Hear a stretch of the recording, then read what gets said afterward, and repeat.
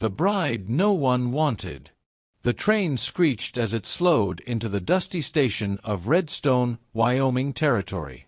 The great steel beast hissed, steam billowing around the wooden platform where townsfolk had already gathered. Some were there for supplies, others for mail, and a few, whispering, curious and judgmental, were there to see the brides arrive. Emma Whitfield sat stiffly on the worn bench seat of the passenger car, her gloved hands clasped tightly in her lap. Her bonnet shadowed her pale face, but her eyes, blue and too tired for her 22 years, watched the platform anxiously. The letter she had folded and refolded so many times sat like a weight in her reticule. She had answered an advertisement. Rancher, widower, seeking wife. Must be willing to mother a child. Honest, God-fearing woman only. Emma had not been the first choice. She knew that. The man, John Carver, had written her politely but plainly. He had corresponded with 2 other women before her, and both had refused to come west. He had added, "If you are willing, you will be welcome. My ranch is modest but honest work. My little girl is 5. She needs a mother." That line had pierced Emma's heart. She had grown up unwanted herself. Her parents had died of fever when she was 8, leaving her to distant relatives who only ever called her a burden. She had worked for her keep, never truly loved, never truly chosen. And when she had reached marriageable age, no man in her town had courted her, not the way they courted prettier, livelier girls. She was too quiet, too plain, too invisible. So when she stepped onto that train weeks ago, she had believed this might be her only chance at belonging. And yet now, as she saw the platform full of men, women, and children, none holding flowers, none smiling in her direction, her heart sank. The conductor called for passengers to disembark. One by one, women in bright calico dresses with hopeful smiles stepped down. Families greeted them. A man kissed the hand of a new bride. Another bride was wrapped in her intended's embrace before her boots even touched the platform. Emma rose last, clutching her carpet-bag. Her shoes touched the platform wood, and she stood alone. No one came forward. The other brides were escorted away, laughter trailing after them. Emma's throat tightened. Her eyes darted about for a tall rancher, perhaps holding the hand of a small child. But no such figure appeared. The sheriff tipped his hat politely as he passed, then frowned as though wondering why she lingered. A pair of teenage girls whispered and giggled, pointing at her worn dress. Heat rose to Emma's cheeks. Minutes passed, and still no one came. Her heart began to crumble. Perhaps he changed his mind, she thought miserably. Perhaps he found someone better. Perhaps I was never truly wanted at all. She stepped back toward the bench, ready to sit until she could figure out what to do next. Then, just as tears threatened, she felt a tug at her skirt. Emma gasped softly and looked down. A little girl stood there. She was no more than 5, her hair a tumble of chestnut curls, her cheeks rosy from the cold. Her dress was patched but clean. In her arms she clutched a ragged doll, and her eyes, wide, hopeful, and uncertain, were fixed on Emma's face. The child swallowed, then whispered in the softest voice, as though afraid of being refused. Are you the lady from the train?" Emma knelt slowly, her carpet-bag forgotten at her side. "Yes, sweetheart," she whispered back, her throat tight. "I'm Emma." The girl's lips trembled. Her eyes filled with something desperate and fragile all at once. Then she asked, so softly that Emma's heart nearly broke in two, "Can you be my mommy?" The platform, the whispers, the sting of rejection, all of it disappeared in that instant. Emma's breath caught. The child had asked not for a governess, not for a caretaker, but for something sacred. Emma's gloved hand trembled as she brushed a curl from the girl's cheek. "Oh, darling," she murmured, her voice breaking, "if you'll have me, I would be honored." The child smiled, tentative but radiant. She reached out her tiny hand, and Emma took it. The warmth of that small palm in hers was the first true anchor Emma had felt in years. Just then, a tall man strode quickly across the platform, his boots heavy on the wood. His hat was pulled low, his shoulders broad from years of ranch work. His face was rugged, weathered, with a scar along his jaw, but his eyes, when they landed on the little girl, softened. "Lydia," he called gently, though his voice carried an edge of worry. "You ran off again." The girl, Lydia, tightened her hold on Emma's hand. "Papa," she whispered shyly, "this is her. This is my mommy." John Carver stopped in his tracks. His gaze shifted from his daughter to the woman kneeling beside her. His eyes narrowed slightly, studying Emma with a mixture of relief and something unreadable. He took off his hat, cleared his throat, and gave a short nod. "Miss Whitfield," he said, "I'm John Carver. Forgive me for being late. Trouble with a wagon wheel on the way into town." Emma rose to her feet, still holding Lydia's hand. Her cheeks flushed, her heart thundering. "Mr. Carver," she said softly. It's all right." John's eyes lingered on her face, then on the way his daughter clung to her skirt. Something flickered in his gaze, hesitation, perhaps even guilt, but also a quiet recognition. Lydia pressed closer to Emma and whispered again, "Please stay." Emma's chest swelled with emotion. She had never been begged to stay before, never been chosen. And now, in this small child's voice, she heard a prayer answered. John finally exhaled, long and weary, as though he too carried the weight of loss and loneliness.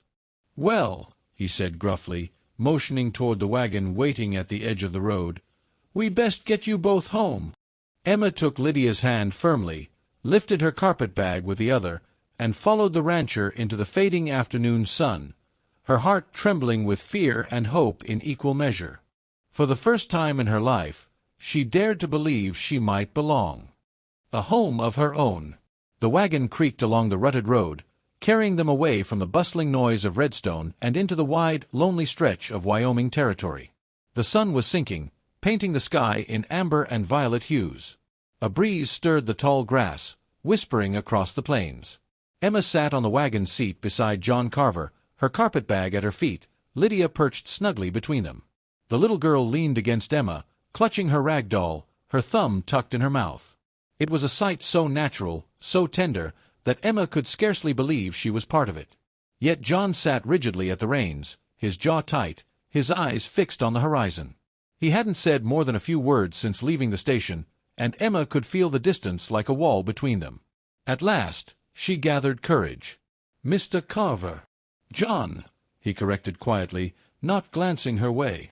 Emma swallowed. "John, I want to thank you for sending for me, for giving me a chance."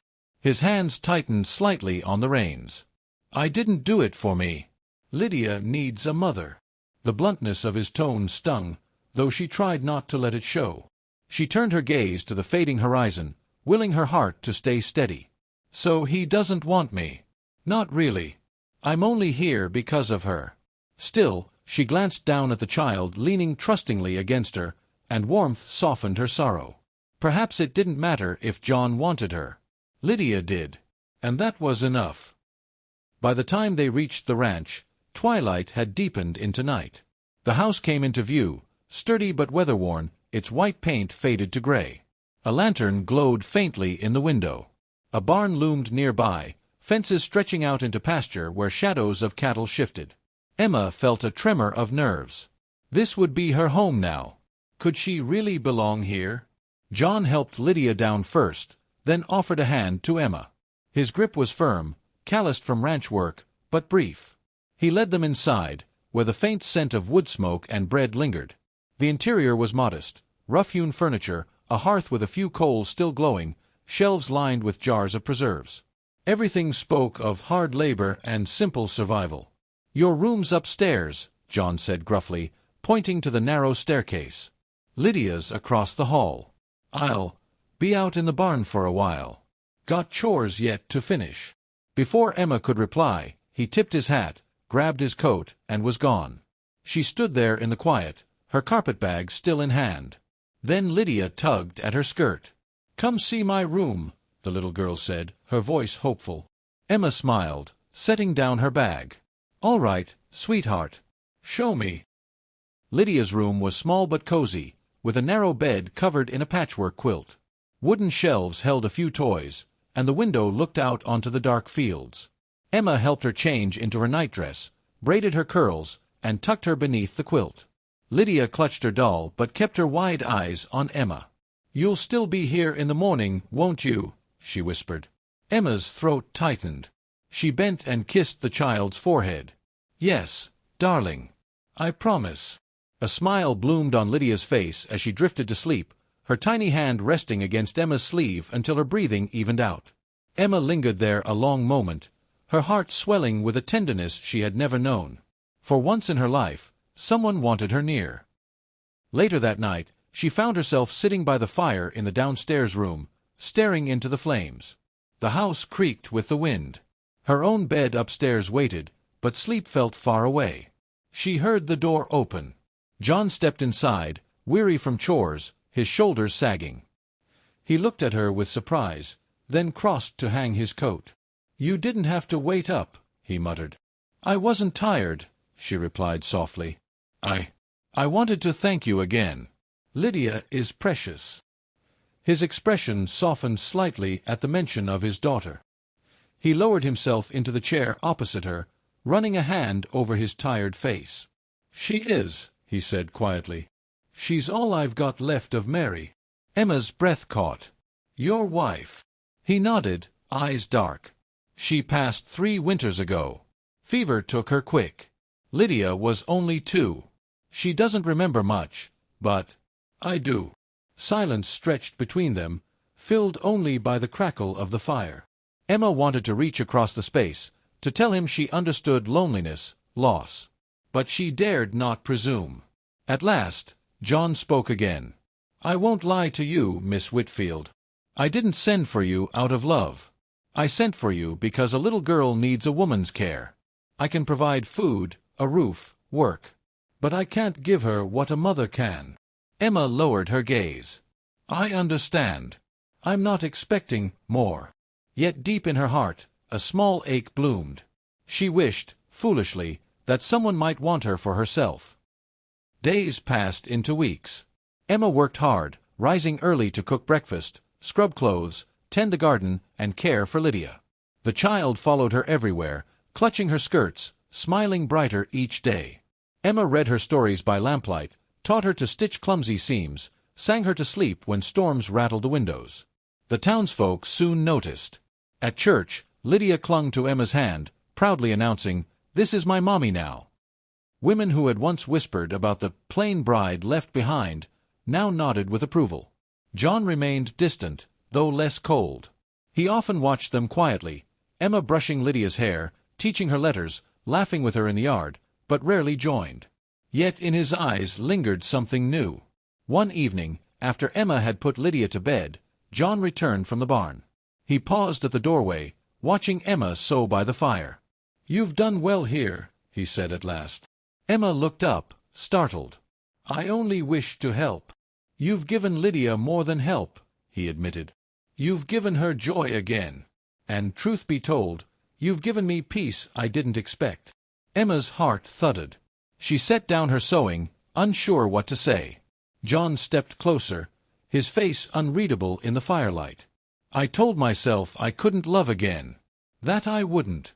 But every time I see Lydia cling to you, every time I hear her laugh, I find myself grateful you came. More grateful than I can say." Emma's breath caught. "John." He reached for her hand, rough and calloused, closing gently over hers. "I know I didn't want to promise more than duty. But you've become more than that, Emma. To Lydia. To me." Her eyes filled with tears. For the first time in her life, she felt chosen, not by desperation, not by necessity, but by love. She rose slowly, his hand still holding hers. And when he bent his head, she met him halfway. Their kiss was gentle, tentative, filled with both sorrow and hope. When they parted, John's voice was low, thick with emotion. "Welcome home, Emma." She smiled through her tears, her heart overflowing. "I've waited all my life to hear those words." Upstairs, Lydia stirred in her sleep, a small smile curving her lips, as though even in dreams she knew she finally had a mother. And Emma knew she was no longer unwanted. She was exactly where she was meant to be.